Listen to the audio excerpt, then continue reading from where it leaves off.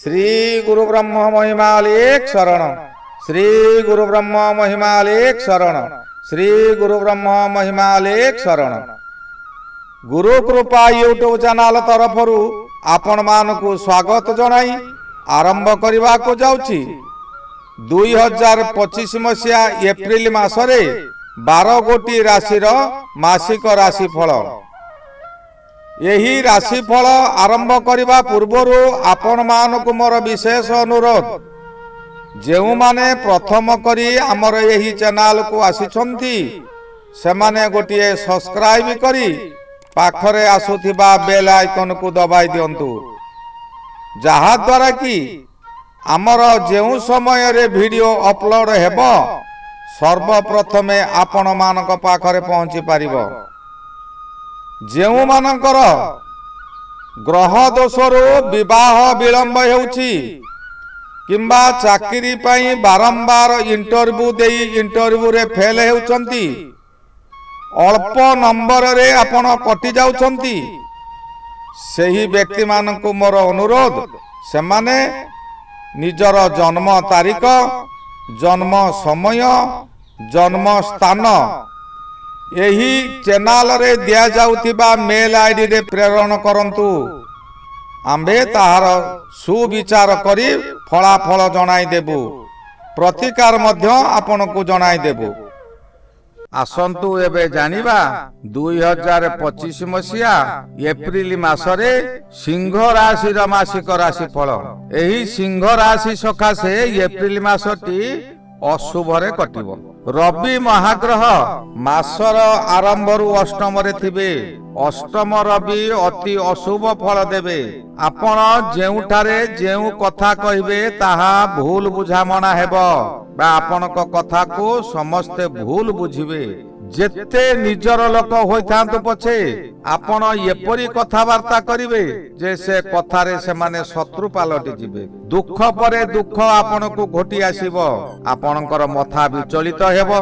आपण रास्ता रे जिबा समय रे दुर्घटना मध्य घटी पारे किंबा निज गृह मध्य रे मथा बुलेई देबा कारण आपण पड़ी जाई पारंती, जहा कि मुंड ऊपर को आघात आसीबो। यही समय रे बंधु बांधव किंबा अति निजर लोकंकर मृत्यु खबर पाई आपण शोकाकुल होई पड़िबे। मन रे भय आसीबो। कौन करिबे बोली आपण भाबी हेबे। हठात आपणकर कलह हेबो। राज भय मध्य आपणकु होई पारे। चिंता अत्यधिक बुद्धि हेबारु आपणकर शरीर रोगग्रस्त हेबो। आपण सामान्य कथारे चिड़चिड़ा होई भयंकर क्रोधित होई जिबे। सेही क्रोधित आपणक पाई शत्रु हेबो। क्रोध ही मनुष्यर परम शत्रु। सेही क्रोध पाई आपण हिताहित ज्ञान भूली जिबे। आपण कौन करूचंती ताहा आपण जानि पारिबे नाही। आपण क्रोधरु मुक्ति हेबा सकाशे प्रत्येक दिन प्रातः स्नान करी परम ब्रह्म कटारे निजकु शरण जांतु। आउ प्रत्येक दिन रात्रि रे शज्या को जीवा समय रे आपण दिन मान कौन करिसंती ताहा को चिंता करंतु, मन रे पकांतु, जहा द्वारा कि आसंता दिन सकाशे भूल कार्य करबा को आपण आगेबे नाही। बुद्ध महाग्रह एही समय रे आपणकर अष्टम रे अछंती। बुद्ध महाग्रह अष्टम रे थिबा समय रे शुभ फल दियंती। एही अष्टम बुद्ध आपण को किछिटा सुख देबो। किपरि देबो ना आपण सत बाट रे थिबे, काहा को उच्च रे कथावार्ता करू नथिबे। आपण जेउ व्यक्ति सहित कथावार्ता करिवे भाबी चिंती कथावार्ता करंतु। तेणु यही कार्य सकाशे बुद्ध आपण को सुख प्रदान करिवे, नचेत दुख निश्चिंत घटिबो। अष्टम रे बुद्ध थिबा समय रे आपण जेउ कार्य करिबा को चाहिबे से कार्य रे आपण सफलता पाइबे। किंतु आपण जदि विचलित हेबे, कुभाषा मुखरु बाहर करिवे, तेबे से कार्य आपणक खातरु चली जाई पारे। जेउ माने निसंतान अछंती, अष्टम रे बुध गोचर समय रे संतान प्राप्ति हेबार अधिक संभावना थाए। विभिन्न दिगरु अर्थ लाभ मध्य करिवे। मंगल महाग्रह आपणकर द्वादश रे। द्वादश गृहटी होची ଆପଣ କଣ ଧର୍ମ କରିଛନ୍ତି ଆପଣଙ୍କର ଶେଷ ସମୟରେ ଆପଣ ସେଇ ଧର୍ମର ଫଳ ପାଇବେ। ଅର୍ଥାତ୍ ଦ୍ୱାଦଶ ମଙ୍ଗଳ ଯିବାର ପଥ, ଆଉ ଦ୍ୱାଦଶ ଗୃହଟି ମଧ୍ୟ ଆପଣଙ୍କର ଶଯ୍ୟା ଗୃହ। ଏହି ସମୟରେ ଆପଣଙ୍କର କଳହ ହେବ କାହା ସହିତ ନା ଶଯ୍ୟା ଗୃହ ହୋଇଥିବାରୁ ସ୍ୱାମୀ ସ୍ତ୍ରୀଙ୍କ ମଧ୍ୟରେ କଳହ ହେବ, ବାଦ ବିବାଦ ଲାଗିବ। ଆପଣ ପ୍ରତ୍ୟେକ ସ୍ଥାନରେ ଅଧିକ ଅର୍ଥ ବ୍ୟୟ କରିବେ। ଆପଣଙ୍କର ରକ୍ତ ସର୍ବଦା ଗରମ ରହିବ। ରକ୍ତ ଗରମ ରହିବା ଦ୍ୱାରା ଆପଣଙ୍କର ଜ୍ୱର ରୋଗ ମଧ୍ୟ ହୋଇପାରେ, ମଥା ବିଚଳିତ ହୋଇପାରେ, ବିଭିନ୍ନ ପ୍ରକାର ରୋଗ ଆପଣଙ୍କ ଶରୀରରେ ପ୍ରବେଶ କରିବ। କୌଣସି ସ୍ଥାନରେ ଦୁର୍ଘଟଣା ହୋଇ ରକ୍ତପାତ ହୋଇପାରେ। ଏଣୁ ଆପଣ ରକ୍ତପାତ କରିବା ପୂର୍ବରୁ କୌଣସି ଦାତବ୍ୟ ସ୍ଥାନରେ ରକ୍ତଦାନ କରିଦିଅନ୍ତୁ। ଦ୍ୱାଦଶ ଗୃହ ଏପରି ଏକ ଗୃହ, ସେଇ ଗୃହରେ ମଙ୍ଗଳ ରହିଲେ ଆପଣଙ୍କୁ ବିଦେଶକୁ ନେଇଯିବ, ଯାହାଦ୍ୱାରା କି ବିଦେଶରେ ବି ଆପଣ ଶାନ୍ତି ପାଇପାରିବେ ନାହିଁ। ବହୁ କଷ୍ଟରେ ବିଦେଶରେ ରହିବେ। ଆପଣଙ୍କ ନିଜର ଅତି ଦରକାରୀ ଜିନିଷ ଏହି ସମୟରେ ଚୋରି ଡକାୟତି ହେଇଯାଇପାରେ। ଆପଣ ସତର୍କ ରୁହନ୍ତୁ, ଆପଣ ସତ୍ ମାର୍ଗରେ ରୁହନ୍ତୁ। ଆପଣ କାହାକୁ ଉଚ୍ଚ ସ୍ୱରରେ କଥା କୁହନ୍ତୁ ନାହିଁ। ପରିବାର ଭିତରେ କିଏ କଣ କହୁଛି ତାହାକୁ ଭଲ ଭାବରେ ଚିନ୍ତା କରନ୍ତୁ, ତାପରେ ଆପଣ ଯାହା ନିଷ୍ପତ୍ତି ନେବେ। ଶନି ମହାଗ୍ରହ ମଧ୍ୟ ଅଷ୍ଟମରେ ଅଛନ୍ତି। ଅଷ୍ଟମ ଶନି ଆପଣଙ୍କୁ ଅଶୁଭ ଫଳ ଦେବେ, କିନ୍ତୁ ଶନି ପ୍ରଥମ ଥର କରି ଅଷ୍ଟମ ହେଉଥିବାରୁ ଏହି ଅଶୁଭ ଫଳ ଶନି ଦେଇ ନ ପାରନ୍ତି। ତଥାପି ଶରୀର ଅସୁସ୍ଥ ରହିବ, ମାନ୍ଦା ରହିବ, ରାତ୍ରି ସମୟରେ ନିଦ୍ରା ହେବ ନାହିଁ, କିନ୍ତୁ ଦିବସ ନିଦ୍ରା ଅଧିକ ହେବ। ଦିବସ ନିଦ୍ରା ଏକ ଭୟଙ୍କର ପରିସ୍ଥିତି ସୃଷ୍ଟି କରାଇବ। ଶୁକ୍ର ମହାଗ୍ରହ ଆପଣଙ୍କର ଅଷ୍ଟମରେ। ଶୁକ୍ର ମହାଗ୍ରହ ଅଷ୍ଟମରେ ଥିବା ସମୟରେ ଆପଣଙ୍କୁ ଆକସ୍ମିକ ଅର୍ଥ ଲାଭ କରାଇ ଦେଇପାରେ। ଆପଣଙ୍କର ସମ୍ପତ୍ତି, ଆପଣଙ୍କ ପାଖରେ ଯାହା ସମ୍ପତ୍ତି ଅଛି ତାହାକୁ ଆପଣ ବୃଦ୍ଧି କରାଇବାକୁ ଚେଷ୍ଟା କରାଇବେ।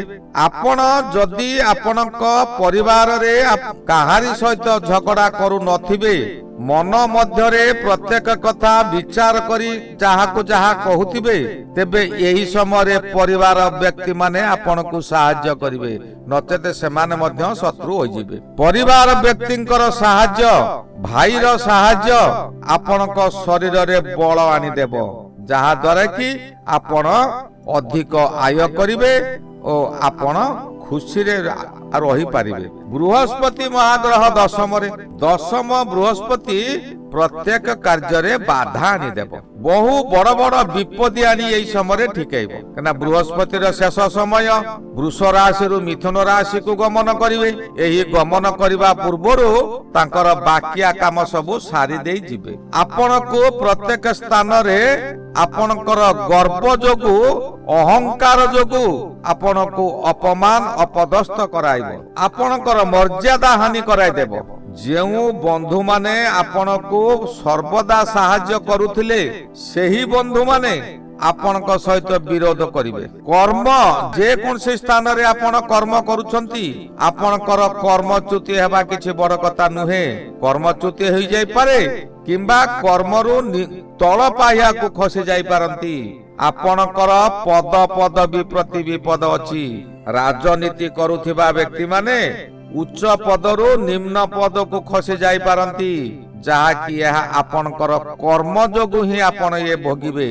ଆପଣ ସର୍ବଦା ସତ୍ ପଥରେ ରୁହନ୍ତୁ, ଜନତାଙ୍କର ସେବା କରନ୍ତୁ, ଦୁଃଖୀ ଦରିଦ୍ରଙ୍କ ପ୍ରତି ଦୟା କରନ୍ତୁ, ଛୋଟ ଛୋଟ ପିଲାମାନଙ୍କୁ ସ୍ନେହ କରନ୍ତୁ, ବିଶେଷ କରି ନାରୀମାନଙ୍କୁ ମାର ସମ୍ମାନ ଦିଅନ୍ତୁ। ଆପଣ କୌଣସି ବିପଦରେ ପଡ଼ିବେ ନାହିଁ। ମାର ପଣତକାନି ହେଉଛି ମନୁଷ୍ୟର ଅକ୍ଷୟ କବଚ। ଆପଣ ଯଦି କାହାକୁ ମା ବୋଲି ସମ୍ବୋଧନ କଲେ, ମା ବୋଲି ତାଙ୍କୁ ଭାବିଲେ, ତେବେ ମାର ପଣତକାନି ଆପଣଙ୍କ ପାଇଁ ଅକ୍ଷୟ କବଚ ହେବ। ଆପଣଙ୍କ ଉପରେ କୌଣସି ବିପଦ ଆସିବ ନାହିଁ। ସବୁ ବିପଦ ସେହି ମା ହିଁ ରକ୍ଷା କରିବ। ମା ଅର୍ଥ ଜଣେ ନାରୀ ଆପଣଙ୍କୁ ରକ୍ଷା କରେଇବ। ରାହୁ ମହାଗ୍ରହ ଏହି ସମୟରେ ଅଷ୍ଟମରେ। ଅଷ୍ଟମ ରାହୁ ବହୁ ଅଶୁଭ ଫଳ ଦିଅନ୍ତି। ରାତ୍ରିରେ ଆପଣଙ୍କୁ ନିଦ ହେବ ନାହିଁ। ଦିନ ତମାମ ଆପଣ କଣ କରୁଛନ୍ତି ସେଇଆକୁ ଭାବି ଭାବି ରାତ୍ରିରେ ଖାଲି ଶଯ୍ୟାରେ ପଡି ରହିବେ, କିନ୍ତୁ ଆପଣଙ୍କୁ ନିଦ୍ରା ହେବ ନାହିଁ। କୌଣସି କାର୍ଯ୍ୟରେ ଆପଣ ସଫଳତା ପାଇପାରିବେ ନାହିଁ। ଦୁର୍ଘଟଣା ପରି ବଡ ବଡ ବିପଦ ଆପଣଙ୍କ ମୁଣ୍ଡ ଉପରେ ରହିଛି।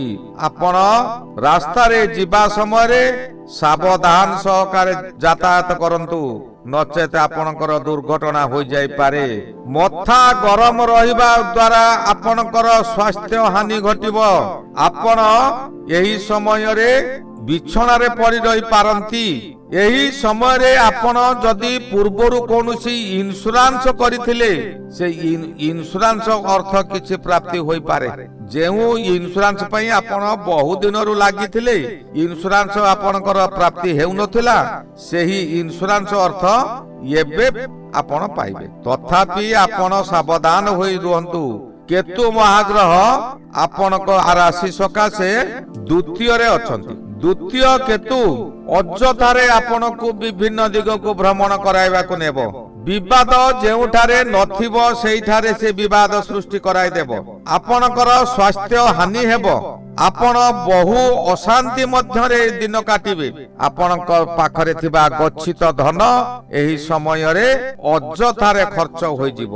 ଆପଣଙ୍କ ପରିବାର ସହିତ ଆପଣଙ୍କର ସମ୍ପର୍କ ତୁଟି ଯାଇପାରେ। ମଙ୍ଗଳ ମହାଗ୍ରହ ଆପଣଙ୍କର ସିଂହ ରାଶି ସକାଶେ ଦ୍ୱାଦଶରେ ଭ୍ରମଣ କରୁଛନ୍ତି। ଦ୍ୱାଦଶ ମଙ୍ଗଳ ମଧ୍ୟ ଅତି ଅଶୁଭ ଫଳ ଦେବେ।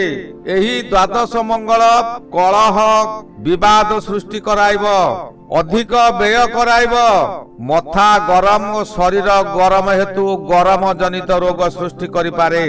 ଆପଣଙ୍କର ନିଜ ଜିନିଷ ବା ନିଜର ଦରକାରୀ ଦ୍ରବ୍ୟ ଯଦି ଆପଣ ଠିକରେ ରଖି ନ ପାରିଲେ, ତେବେ ଚୋରି ଡକାୟତି ଭୟ ମଧ୍ୟ ଅଛି। ଅତି ଦରକାରୀ ଜିନିଷ ଏହି ସମୟରେ ଆପଣଙ୍କର ଚୋରି ହୋଇଯାଇପାରେ, କିମ୍ବା ଅତି ନିଜର ଲୋକଙ୍କର ବିପଦ ଆପଣଙ୍କୁ ବ୍ୟଥିତ କରି ପକାଇବ, ଯାହା ଦ୍ୱାରା କି ଆପଣ ପାଗଳ ପ୍ରାୟ ହୋଇଯିବେ। ଆପଣ ସର୍ବଦା ଶାନ୍ତ ମନରେ ରୁହନ୍ତୁ। ଶାନ୍ତ ମନରେ ରହିଲେ ଆପଣଙ୍କର ବିପଦ ବହୁ ମାତ୍ରାରେ କମ ହେବ। ବିପଦ ଆସିବ ହିଁ ଆସିବ, କିନ୍ତୁ ଆପଣ ବିଚଳିତ ହେଲେ ବିପଦ ଅଧିକ ବଢିଯିବ। ଏହି ଗଲା 2025 ମସିହା ଏପ୍ରିଲ ମାସରେ ସିଂହ ରାଶିର ମାସିକ ରାଶି ଫଳ। ଶ୍ରୀ ଗୁରୁ ବ୍ରହ୍ମ ମହିମା ଅଲେଖ ଶରଣ। ଶ୍ରୀ ଗୁରୁ ବ୍ରହ୍ମ ମହିମା ଅଲେଖ ଶରଣ।